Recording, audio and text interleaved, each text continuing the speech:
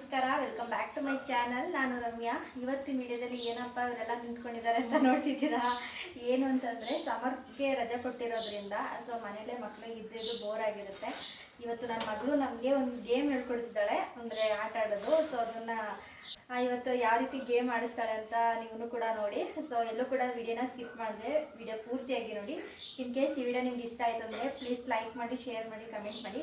ಹಾಗೆ ನಮ್ಮ ಚಾನಲ್ನ ಸಬ್ಸ್ಕ್ರೈಬ್ ಮಾಡ್ಕೊಂಡು ನೋಡಿ ಅಂತ ಹೇಳ್ತಾ ಈ ವಿಡಿಯೋನ ಶುರು ಮಾಡ್ತಾ ಇದ್ವಿ. ಬನ್ನಿ ಇವಾಗ ಏನೇನು ಗೇಮು ಅಂತ ನೋಡ್ಕೊಂಡು ಬರೋಣ. ನೋಡಿ, ಫಸ್ಟ್ ಗೇಮು ಇದು ರಿಬ್ಬನ್ ತಂದಿದ್ದಾಳೆ. ಇದು ಎಷ್ಟು ಡಬಲ್ ಕಲರ್ ಇದೆ. ಇದನ್ನು ಹಿಂದ್ಗಡೆ ಒಬ್ಬರು ಇಟ್ಕೊಂಡಿರ್ಬೇಕು. ಒಂದು ಕಲರ್ ತೋರಿಸಿದ್ರೆ ಮುಂದೆ ಕೂತಿರೋರು ಅದೇ ಕಲರ್ ತೋರಿಸಿದ್ರೆ ಅವ್ರು ವಿನ್ ಅಂತ, ರಾಂಗಾಗಿ ತೋರಿಸಿದ್ರೆ ಅವ್ರು ಔಟು ಅಂತ. ಔಟ್ ಆದರೆ ಇಲ್ಲಿ ನೋಡಿ, ಇಲ್ಲಿ ಇದು ಏನು ಮೈದಾ ಹಿಟ್ಟನ್ನು ಇಟ್ಟಿದ್ದಾರೆ, ಇದನ್ನು ಮುಖಕ್ಕೆ ಹಚ್ಕೋಬೇಕು. ಈ ಥರ ಗೇಮ್. ರಿಬ್ಬನ್ ಗೇಮ್ ಇದು. ಹಾಗಾಗಿ ಒಂದು ಕಲರ್ ಚೂಸ್ ಮಾಡಿದ್ರೆ ಅವರು ಅದೇ ಕಲರ್ ಚೂಸ್ ಮಾಡಬೇಕು. ಅಕಸ್ಮಾತ್ ರಾಂಗ್ ಮಾಡಿದ್ರೆ ಅಷ್ಟನ್ನ ಸ್ಟಾರ್ಟ್ ಇದೆ. ಇದು ಸ್ಟಾರ್ಟ್.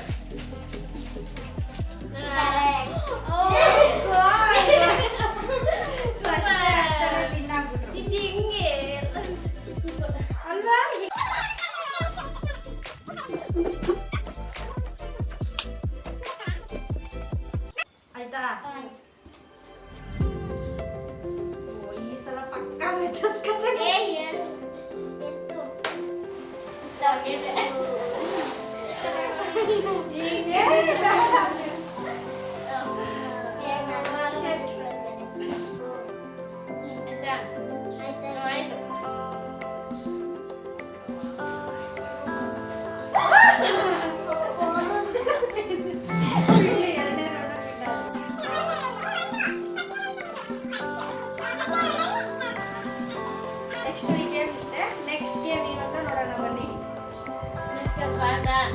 ಫಸ್ಟ್ ಒಂದು ಕಪ್ಪಲ್ಲಿ ಬಾಲ್ ಇಕ್ಕಿರ್ತೀವಿ, 3 ಕಪ್ಪಲ್ಲಿ ಇರಲ್ಲ.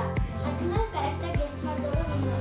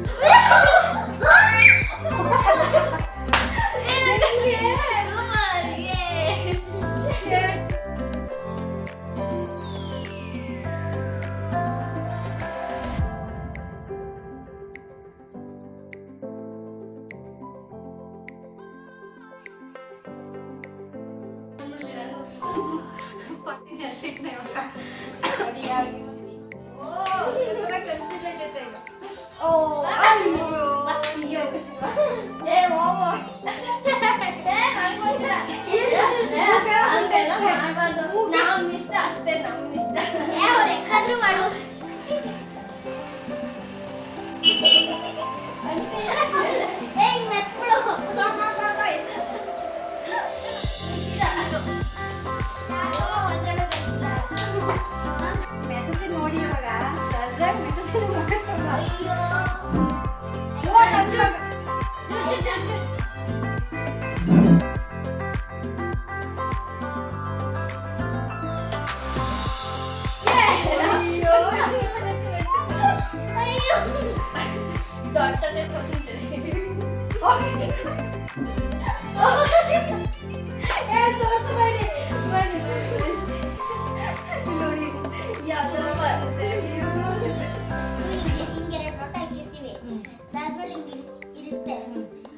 ಮಾಡಿ ಇದು ಹಿಂಗೆ ಕುತ್ಕೊಂಡ್ರೆ ಅವ್ರು ಅದೇನಾದ್ರು ಕೆಳಗಡೆ ಇದ್ರೆ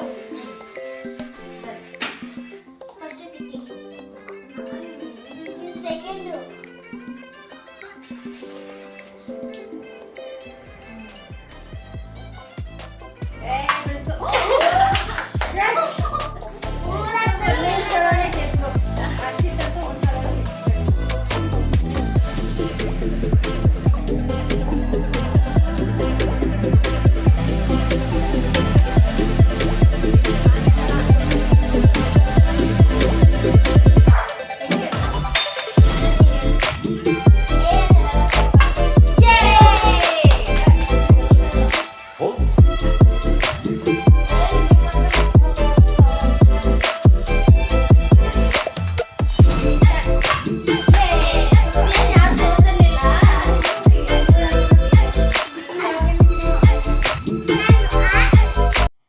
ಗೇಮ್ನ ಇಲ್ಲಿಗೆ ಸ್ಟಾಪ್ ಮಾಡಿದ್ವಿ, ಮತ್ತೆ ಮುಂದುವರಿಸಲಿಲ್ಲ. ಸುಮ್ಮನೆ ಏನೋ ಬಾಟಲ್ದೇನೋ ಆಡಿದ್ವಿ, ಅದು ವರ್ಕ್ ಆಗಲಿಲ್ಲ.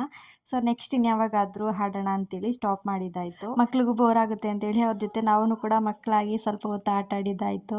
ತುಂಬ ಖುಷಿ ಆಯಿತು ಮಕ್ಳ ಜೊತೆ ಆಟ ಆಡಿದ್ದು. ಮನೆ ಕೆಲಸ ಅದು ಇದು ಟೆನ್ಷನ್ ಇದ್ದೇ ಇರುತ್ತೆ. ಸೊ ಸ್ವಲ್ಪ ಹೊತ್ತಾದರೂ ಮಕ್ಳ ಜೊತೆ ಈ ಥರ ಟೈಮ್ ಸ್ಪೆಂಡ್ ಮಾಡಿದ್ರೆ ನಮ್ಮ ಮೈಂಡು ಕೂಡ ಫ್ರೆಶ್ ಆಗುತ್ತೆ ಅಂತೇಳಿ ನಾವು ಕೂಡ ಮಕ್ಳ ಜೊತೆ ಆಟ ಆಡಿದ್ವಿ. ತುಂಬ ಖುಷಿ ಆಯಿತು. ಅವ್ರಿಗೂ ಕೂಡ ಒಂಥರ ಬೋರ್ ಆಗ್ತಿರುತ್ತೆ ಮನೆಯಲ್ಲಿ. ಎಷ್ಟು ಅಂತ ಟಿ ವಿ ನೋಡ್ತಾರೆ, ಫೋನ್ ನೋಡ್ತಾ ಇರ್ತಾರೆ. ಜಾಸ್ತಿ ಫೋನು ಕೂಡ ಕೊಡಬಾರ್ದು. ರಜೆ ಕೊಟ್ಟಿರೋದ್ರಿಂದ ಅವ್ರಿಗೆ ಬೋರ್ ಆಗಿಬಿಟ್ಟಿರುತ್ತೆ. ಯಾವಾಗ ಸ್ಕೂಲ್ ಸ್ಟಾರ್ಟ್ ಆಗಿಬಿಡುತ್ತೋ ಅನ್ನೋಷ್ಟು ಬೇಜಾರಾಗಿಬಿಟ್ಟಿರುತ್ತೆ ಮನೆಯಲ್ಲಿದ್ದು ಇದ್ದು. ಸಿಕ್ಕಾಪಟ್ಟೆ ಬಿಸಿಲು ಬೇರೆ, ಹೊರಗಡೆ ಹೋಗಿ ಆಟ ಆಡೋದಕ್ಕೂ ಆಗಲ್ಲ. ಸೊ ಹಾಗಾಗಿ ನಾವೇ ಅವ್ರ ಜೊತೆ ಆಟ ಆಡಿದ್ವಿ. ಅದಾದಮೇಲೆ ಸಂಜೆ ಸ್ನ್ಯಾಕ್ಸ್ಗೆ ಅಂತೇಳಿ ಇವಾಗ ಅಕ್ಕಿ ಬೋಂಡ ಮಾಡ್ಕೊಳ್ಳೋಣ ಅಂತ ಅಕ್ಕಿ ಬೋಂಡ ಮಾಡ್ತಾಯಿದ್ದೀನಿ. ಅಕ್ಕಿ ಬೋಂಡ ಸಿಂಪಲ್ ಅಂದರೆ ಸಿಂಪಲಾಗಿ ಮಾಡ್ಕೋಬೋದು. ಏನಿಲ್ಲ, ಸ್ವಲ್ಪ ಸಣ್ಣದಾಗಿ ಕಟ್ ಮಾಡ್ಕೊಂಡಿರೋಂತಹ ಈರುಳ್ಳಿ, ಕೊತ್ತಂಬರಿ ಸೊಪ್ಪು, ಸ್ವಲ್ಪ ಕರಿಬೇವಿನ ಸೊಪ್ಪು, ಹಾಗೆ ಸ್ವಲ್ಪ ಹಸಿಮೆಣಸಿನ್ಕಾಯಿನ ಸಣ್ಣದಾಗಿ ಕಟ್ ಮಾಡಿ ಸೇರಿಸ್ಕೊತಾ ಇದ್ದೀನಿ. ಇದಕ್ಕೆ ಎಕ್ಸ್ಟ್ರಾ ನಾವು ಶುಂಠಿ ಮತ್ತು ಕಾಯಿ ತುರಿನೂ ಕೂಡ ಸೇರಿಸ್ಕೋಬೋದು. ಅಂದರೆ ಮೊದಲೊಂದು ಸಲ ರೆಸಿಪಿನ ಶೇರ್ ಮಾಡಿದ್ದೆ. ಇದೊಂಥರ ಸಿಂಪಲಾಗಿ ಕ್ವಿಕ್ಕಾಗಿ ಮಾಡ್ಕೊಳ್ಳುವಂತಹದ್ದು. ಮನೆಯಲ್ಲಿ ಸಂಪಣ ಮಿಕ್ಕಿದ್ರೆ 2 ನಿಮಿಷದಲ್ಲಿ ಈ ರೀತಿ ಎಲ್ಲ ಕಟ್ ಮಾಡಿಕೊಂಡು ಆರಾಮಾಗಿ ಮಾಡ್ಕೊಬಿಡ್ಬೋದು. ಸೊ ಹಾಗಾಗಿ ಸಿಂಪಲಾಗಿ ಮಾಡ್ಕೊತಾ ಇದ್ದೀನಿ. ಹಾಗೆ ಸ್ವಲ್ಪ ರುಚಿಗೆ ತಕ್ಕಷ್ಟು ಉಪ್ಪನ್ನು ಹಾಕ್ಕೊಂಡು, ಅಂದರೆ ನಾವು ಸ್ವಲ್ಪ ಸಂಪಣಕ್ಕೆ ಹಾಕ್ಕೊಂಡಿರ್ತೀವಿ, ಇದಕ್ಕೆ ಲೈಟಾಗಿ ಸ್ವಲ್ಪ ಹಾಕ್ಕೊಂಡ್ರೆ ಸಾಕಾಗುತ್ತೆ. ಜಾಸ್ತಿ ಹಾಕ್ಕೊಂಡ್ರೆ ಉಪ್ಪುಪ್ಪಾಗ್ಬಿಡುತ್ತೆ. ಹಾಗಾಗಿ ನೋಡ್ಕೊಂಡು ಹಾಕಬೇಕು. ಹಾಗೆ ಸ್ವಲ್ಪ ಇಲ್ಲಿ ಜೀರಿಗೆನೂ ಕೂಡ ಸೇರಿಸ್ಕೊಂಡು ಇದನ್ನು ಚೆನ್ನಾಗಿ ಮಿಕ್ಸ್ ಮಾಡ್ಕೊತಾ ಇದ್ದೀನಿ. ತುಂಬ ಅಂದರೆ ತುಂಬ ರುಚಿಯಾಗಿರುತ್ತೆ. ಹಾಗೆ ಈ ಥರ ಸಂಜೆ ಸ್ನ್ಯಾಕ್ಸ್ಗಂತೂ ಸಿಕ್ಕಾಪಟ್ಟೆ ಚೆನ್ನಾಗಿರುತ್ತೆ. ಹಾಗೆ ಇದು ಸ್ವಲ್ಪ ಏನಾದರೂ ತೆಳ ಅನಿಸಿದ್ರೆ ನಿಮಗೆ ಸ್ವಲ್ಪ ಲೈಟಾಗಿ ಮೈದಾ ಹಿಟ್ಟನ್ನ ಸೇರಿಸ್ಕೋಬೇಕು. ಮೈದಾ ಹಿಟ್ಟು ಸ್ವಲ್ಪ ಸೇರಿಸಿದ್ರೆ ತುಂಬ ಚೆನ್ನಾಗಿ ಬರುತ್ತೆ. ಬರೀ ಅಕ್ಕಿ ಸಂಪಣದಲ್ಲೇ ಮಾಡಿದ್ರೆ ಅದು ಸ್ವಲ್ಪ ಏನಷ್ಟು ಚೆನ್ನಾಗಿ ಬರೋಲ್ಲ, ತುಂಬ ಎಣ್ಣೆ ಕುಡ್ಕೊಳ್ಳೋ ಚಾನ್ಸಸ್ ಇರುತ್ತೆ. ಏಕೆಂದರೆ ಸಂಪಣ ತುಂಬ ತೆಳ ಇರುತ್ತೆ ನೋಡಿ, ಆ ಟೈಮಲ್ಲಿ ನಾವು ಹಾಕಿದ್ರೆ ಎಣ್ಣೆ ಕುಡ್ಕೊಳ್ಳೋ ಚಾನ್ಸಸ್ ಇರುತ್ತೆ. ಹಾಗಾಗಿ ಸ್ವಲ್ಪ ಮೈದಾ ಹಸಿಟ್ಟೆ ಸೇರಿಸ್ಕೊಂಡು ಮಾಡಿದ್ರೆ ನಿಜವಾಗ್ಲೂ ಹೂವು ಥರ ಬರುತ್ತೆ. ಅಷ್ಟು ಚೆನ್ನಾಗಿರುತ್ತೆ. ಒಳಗಡೆ ಸಾಫ್ಟಾಗಿ, ಮೇಲೆ ಕ್ರಿಸ್ಪಿಯಾಗಿ, ತುಂಬಾ ರುಚಿಯಾಗಿ ಬರುತ್ತೆ. ಸೊ ಹಾಗಾಗಿ ಈ ರೀತಿ ಸೇರಿಸ್ಕೊಂಡು ಮಾಡ್ಕೊಳ್ಳಿ. ಹಾಗೆ ಇವಾಗ ಒಂದು ಕಡೆ ನಾನು ಹಾಲನ್ನ ಇಟ್ಕೊಂಡು ಹಾಲನ್ನು ಕೂಡ ಕಾಯಿಸ್ಕೊಳ್ತಾ ಇದ್ದೀನಿ. ಈಗ ಇನ್ನೊಂದು ಕಡೆ ಬೋಂಡನೂ ಕೂಡ ಮಾಡ್ಕೊಳ್ಳೋಣ ಅಂತೇಳಿ ಎಲ್ಲನೂ ಕೂಡ ರೆಡಿ ಮಾಡ್ಕೊಳ್ತಾ ಇದ್ದೀನಿ. ಸೊ ಇನ್ನೊಂದು ಕಡೆ ಎಣ್ಣೆನ ಇಟ್ಕೊಂಡು ಇವಾಗ ಬೋಂಡನೂ ಕೂಡ ಮಾಡ್ಕೋತೀನಿ. ಇವಾಗ ಸಮ್ಮರ್ ಆಗಿರೋದ್ರಿಂದ ಮನೇಲೆ ಮಕ್ಕಳೆಲ್ಲ ಇರ್ತಾರೆ, ರಜೆ ಇರುತ್ತೆ. ಸೊ ಅವ್ರಿಗೆ ಈ ಥರ ಸಂಜೆ ಸ್ನ್ಯಾಕ್ಸ್ ಥರ ಮಾಡಿಕೊಟ್ರೆ ತುಂಬ ಚೆನ್ನಾಗಿರುತ್ತೆ. ಏನಾದರೂ ಕೇಳ್ತಾ ಇರ್ತಾರೆ, ಏನಾದರೂ ತಿಂಡಿ ಕೊಡಿ ಅಂತ. ಸೊ ಮನೆಯಲ್ಲೇ ಈ ರೀತಿ ಏನಾದರೂ ಮಾಡಿಕೊಡ್ತಾ ಇದ್ದರೆ ಅವ್ರಿಗೂ ಕೂಡ ಖುಷಿಯಾಗುತ್ತೆ. ಹಾಗೆ ರುಚಿಯಾಗೂ ಇರುತ್ತೆ. ಮನೆಯಲ್ಲೇ ಹೆಲ್ತಿಯಾಗಿಯೂ ಕೂಡ ಮಾಡ್ಕೋಬೋದಲ್ವ. ಸೊ ಹಾಗಾಗಿ ಈ ರೀತಿ ಮನೆಯಲ್ಲೇ ಮಾಡ್ಕೋತೀವಿ. ಇವಾಗ ಎಣ್ಣೆನೂ ಕೂಡ ಕಾದಿತ್ತು. ಎಣ್ಣೆಗೆ ಇವಾಗ ಸ್ವಲ್ಪನೇ ಸೇರಿಸ್ಕೊಂಡು ಇವಾಗ ಬೋಂಡನ ಮಾಡ್ಕೋತಾ ಇದ್ದೀನಿ. ಸ್ವಲ್ಪ ನಿಧಾನವಾಗಿ ಬೋಂಡನ ಬೇಯಿಸ್ಕೋಬೇಕಾಗುತ್ತೆ, ಇಲ್ಲಾಂದರೆ ಒಳಗಡೆ ಬೆಂದಿರಲ್ಲ. ಸ್ಟಾರ್ಟಿಂಗ್ ಸ್ವಲ್ಪ ಎಣ್ಣೆ ಕಾದ್ಮೇಲೆ ಹಾಕಬೇಕು. ಅದಾದಮೇಲೆ ಸ್ವಲ್ಪ ಲೋ ಫ್ಲೇಮಲ್ಲೇ ನಾವು ಈ ರೀತಿ ಬೇಯಿಸ್ಕೊಂಡ್ರೆ ಒಳಗಡೆನೂ ಚೆನ್ನಾಗಿ ಬೇಯುತ್ತೆ, ಮೇಲ್ಗಡೆನೂ ಕೂಡ ಕ್ರಿಸ್ಪಿಯಾಗಿ ಬರುತ್ತೆ. ಕೆಲವೊಂದು ಸಲ ನಾವೇನು ಮಾಡ್ತೀವಿ ಅಂದರೆ ನಮ್ಮ ಬ್ಯುಸಿ ಟೈಮಲ್ಲಿ ನಮ್ಮ ಮಕ್ಕಳು ಬಂದು ನಮ್ಮ ಜೊತೆ ಮಾತಾಡಿಸಿದಾಗ ತುಂಬ ನೆಗ್ಲೆಕ್ಟ್ ಮಾಡ್ತೀವಿ. ಅವ್ರ ಜೊತೆ ಸರಿಯಾಗಿ ಮಾತಾಡಲ್ಲ. ಅವರು ಒಂದು ಖುಷಿ ವಿಚಾರ ಆಗಿರ್ಬೋದು, ದುಃಖ ವಿಚಾರ ಆಗಿರ್ಬೋದು, ನಾವೇನೂ ಕೂಡ ಕೇಳೋದಕ್ಕೆ ಹೋಗಲ್ಲ. ಅವ್ರು ಬಂದು ಏನಾದರೂ ಮಾತಾಡಿಸಿದಾಗ ಹೋಗಪ್ಪ ನನಗೆ ಕೆಲಸ ಇದೆ ಅಂತ ಹೇಳಿ ಏನೋ ಒಂದು ಬೈದು ಕಳಿಸ್ಬಿಟ್ಟಿರ್ತೀವಿ. ಸೊ ಮಕ್ಕಳಿಗೆ ನಾವು ಎಷ್ಟೇ ಬ್ಯುಸಿ ಇದ್ರೂ ಕೂಡ ಕೂತ್ಕೊಂಡು ಅವ್ರಿಗೆ ಏನು ಎತ್ತ ಅಂತ ಕೇಳಿದ್ರೆ ಒಳ್ಳೆಯದು. ಅವ್ರಿಗೂ ಕೂಡ ಒಂಥರ ಖುಷಿಯಾಗುತ್ತೆ. ಏನಾದರೂ ಒಂದು ಇನ್ಸಿಡೆಂಟ್ ನಡೆದಿರುತ್ತೆ. ಸೊ ಅದನ್ನು ಅವರು ಹೇಳ್ಕೋಬೇಕು ಅಂತೆಲ್ಲ ಅನ್ನಿಸ್ತಾ ಇರುತ್ತೆ. ಬಟ್ ನಾವೇನು ಕೇಳೋದಕ್ಕೆ ಹೋಗಲ್ಲ.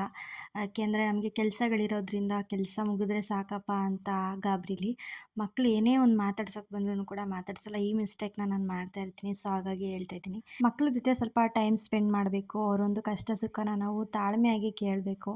ಸೊ ಅವ್ರ ಜೊತೆ ನಾವು ಒಂದಷ್ಟು ಟೈಮ್ ಕೊಟ್ಟು ನಾವು ಮಾತಾಡಿಸಿದಾಗ ಅವ್ರಿಗೂ ಕೂಡ ಖುಷಿ ಆಗುತ್ತೆ ಅಲ್ವಾ. ಮಕ್ಕಳ ಜೊತೆ ಆಟ ಆಡೋದಾಗಿರ್ಬೋದು, ಅವ್ರ ಜೊತೆ ಕೂತು ಊಟ ಮಾಡೋದಾಗಿರ್ಬೋದು, ಈ ರೀತಿ ಅವ್ರಿಗೂ ಟೈಮ್ ಕೊಟ್ಟರೆ ಅವ್ರಿಗೂ ಕೂಡ ಖುಷಿ ಆಗುತ್ತೆ. ಅವ್ರೇನಾದರೂ ನಮ್ಮ ಜೊತೆ ಹೇಳ್ಕೊಳಕ್ಕೆ ಬಂದಾಗ ನಾವು ಬೈದು ಕಳ್ಸೋದು, ಏನಾದರೂ ರೇಗಾಡೋದು ಆ ಥರ ಮಾಡಿದಾಗ ಅವ್ರು ಏನೇ ಒಂದು ಅವ್ರ ಕಷ್ಟ ಸುಖನ ಹೇಳ್ಕೊಳ್ಳೋದಕ್ಕೂ ಕೂಡ ಹಿಂದೆ ಮುಂದೆ ನೋಡ್ತಾರೆ. ಸೊ ಹಾಗಾಗಿ ಮಕ್ಕಳ ಜೊತೆ ತಾಳ್ಮೆಯಿಂದ ಕೂತಿ ಅವ್ರ ಕಷ್ಟ ಸುಖ ಏನು ಅಂತ ಕೇಳ್ಕೊಂಡ್ರೆ ಒಳ್ಳೆಯದು.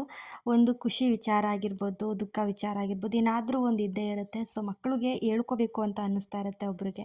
ಸೊ ಅಂಥ ಟೈಮಲ್ಲಿ ನಾವು ಅವ್ರಿಗೆ ಟೈಮ್ ಕೊಟ್ಟು ಏನು ಎತ್ತ ಅಂತೆಲ್ಲ ಕೇಳಿದ್ರೆ ತುಂಬ ಒಳ್ಳೆ. ಮಕ್ಕಳ ಜೊತೆ ಸ್ವಲ್ಪ ಆಟ ಆಡೋದಾಗಿರ್ಬೋದು, ಈ ರೀತಿ ಎಲ್ಲ ಮಾಡಿದಾಗ ನಮ್ಮ ಮೈಂಡು ಕೂಡ ಫ್ರೆಶ್ ಆಗ್ತಾ ಇರುತ್ತೆ. ಸೊ ನಾವು ದಿನನಿತ್ಯ ಇದ್ದಿದ್ದೇ ನಾವು ಕೆಲಸ ಕಾರ್ಯಗಳನ್ನೆಲ್ಲ ಮಾಡ್ತಾನೆ ಇರ್ತೀವಿ. ಸೊ ಒಂದಷ್ಟು ಟೈಮು ಮಕ್ಕಳಿಗೆ ಕೊಟ್ಟು ಅವ್ರ ಜೊತೆ ಆಟ ಆಡಿದ್ರೆ ಏನೋ ಒಂಥರ ಖುಷಿ ಕೊಡುತ್ತೆ. ನಾವು ಕೂಡ ಮಕ್ಕಳಾಗೆ ಉಳಿದ್ಬಿಡ್ಬೇಕಾಗಿತ್ತು ಅಂತಲೂ ಕೂಡ ಅನಿಸ್ತಾ ಇರುತ್ತೆ. ನಾನೇನಾದರೂ ತುಂಬ ಕೆಲಸ ಮಾಡಬೇಕಾದ್ರೆ ತುಂಬಾ ಸುಸ್ತಾಗಿದ್ದಾಗ ನಮ್ಮ ಪಾಪು ಇದ್ದಾನೆ, ಅವನೊಂದು ಸ್ವಲ್ಪ ಮುದ್ದಾಡಿ ಅವ್ನಿಗೊಂದು ಸ್ವಲ್ಪ ಅವನ ಜೊತೆ ಆಟ ಆಡಿಬಿಟ್ರೆ ನನಗೆ ಎನರ್ಜಿ ಬಂದಂಗೆ ಆಗಿಬಿಡುತ್ತೆ. ನಿಜ ಸುಳ್ಳಲ್ಲ. ನಾನು ನಿಜವಾಗ್ಲೂ ಅಷ್ಟೇ ಕೆಲಸ ಮಾಡಬೇಕಾದ್ರೆ ಬಂದು ಪಾಪು ನೋಡ್ಕೊಂಡು ಹೋಗ್ತೀನಿ. ಅವನ ಜೊತೆ ಸ್ವಲ್ಪ ಕೂತು ಮಾತಾಡಿ, ಅವನ ಜೊತೆ ಆಟಾಡಿ, ಮುದ್ದಾಡ್ಬಿಟ್ಟು ಹೋದ್ರೇ ನನಗೊಂಥರ ಸಮಾಧಾನ ಆಗೋದು. ಸೊ ನನಗಂತೂ ತುಂಬ ಖುಷಿಯಾಗುತ್ತೆ.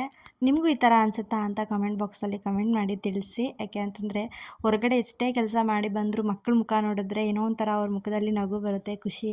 ನಮ್ಮ ಮನೇಲೂ ಅಷ್ಟೇ, ಹೊರಗಡೆ ಹೋಗಿ ಕೆಲಸ ಮಾಡ್ಕೊಂಡು ಬರ್ತಾರೆ, ಮಕ್ಕಳು ನೋಡಿದ ತಕ್ಷಣ ನಗ್ನಗ್ತಾ ಮಕ್ಕಳ ಜೊತೆ ಸ್ವಲ್ಪ ಆಟ ಆಡ್ತಾರೆ. ಈ ರೀತಿ ಎಲ್ಲ ಮಾಡಿದಾಗ ಏನೋ ಒಂಥರ ಮನಸ್ಸಿಗೂ ಕೂಡ ಸಮಾಧಾನ, ನೆಮ್ಮದಿ. ಎಷ್ಟೇ ಕೆಲಸ ಮಾಡಿ ಬಂದಿದ್ರು ಎಲ್ಲನೂ ಕೂಡ ಮರೆತು ಮಕ್ಕಳ ಜೊತೆ ಆಟ ಆಡೋದೇ ಒಂದು ಖುಷಿ ಅಲ್ವಾ. ಸೊ ಹಾಗಾಗಿ ಮಕ್ಕಳಿಗೆ ಅಂತ ಒಂದಷ್ಟು ಟೈಮ್ ಕೊಡಿ, ನಿಮ್ಮ ಮೈಂಡು ಕೂಡ ಫ್ರೆಶ್ ಆಗುತ್ತೆ. ಮಕ್ಕಳ ಜೊತೆ ಟೈಮ್ ಸ್ಪೆಂಡ್ ಮಾಡಿದ್ರೆ ಮಕ್ಳಿಗೂ ಕೂಡ ಖುಷಿಯಾಗುತ್ತೆ. ಸೊ ನೋಡಿದ್ರಿ ಅಲ್ವಾ, ನಮ್ಮ ಒಂದು ಇವತ್ತಿನ ದಿನ ಹೀಗಾಗಿತ್ತು. ಸೊ ಮಕ್ಕಳ ಜೊತೆ ಸಿಕ್ಕಾಪಟ್ಟೆ ಎಂಜಾಯ್ ಮಾಡಿದ್ವಿ ನಾವಂತೂ. ನಮ್ಮ ಪಾಪಗೆ ತುಂಬ ಅಂದರೆ ತುಂಬ ಬೋರ್ ಆಗ್ತಿರುತ್ತೆ. ಯಾಕೆಂದರೆ ಮಕ್ಕಳುಗಳು ಇಲ್ಲ ಆಟ ಆಡೋದಕ್ಕೆ. ಹೊರಗಡೆ ಕಳ್ಸೋಣ ಅಂತಂದರೆ ತುಂಬ ಬಿಸಿಲು. ಮನೆಯಲ್ಲೇ ಈ ರೀತಿ ಅವಳು ಏನೋ ಒಂಥರ ಗೇಮ್ ಆಡೋಣ ಅಂತೇಳಿ ಸೊ ಈ ರೀತಿ ಒಂದು ಆಟನ ಆಡಿಸಿದ್ಲು.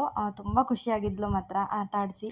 ಅಕ್ಕಿ ಬೊಂಡನೂ ಕೂಡ ರೆಡಿ ಆಯಿತು. ಹಾಗೆ ಟೀ ಕಾಫಿ ಎಲ್ಲ ಮಾಡ್ಕೊಂಡು ಕುಡ್ದಿದ್ದು ಆಯಿತು. ಹಾಗೆ ಈ ವಿಡಿಯೋನ ಇಲ್ಲಿಗೆ ಎಂಡ್ ಮಾಡ್ತಾ ಇದ್ದೀನಿ. ಯಾರೆಲ್ಲ ಕೊನೆಯವರೆಗೂ ನೋಡಿದ್ದೀರಾ ಎಲ್ರಿಗೂ ಥ್ಯಾಂಕ್ ಯು ಸೋ ಮಚ್. ಮುಂದಿನ ವಿಡಿಯೋದಲ್ಲಿ ಸಿಗ್ತೀನಿ. ಬಾಯ್.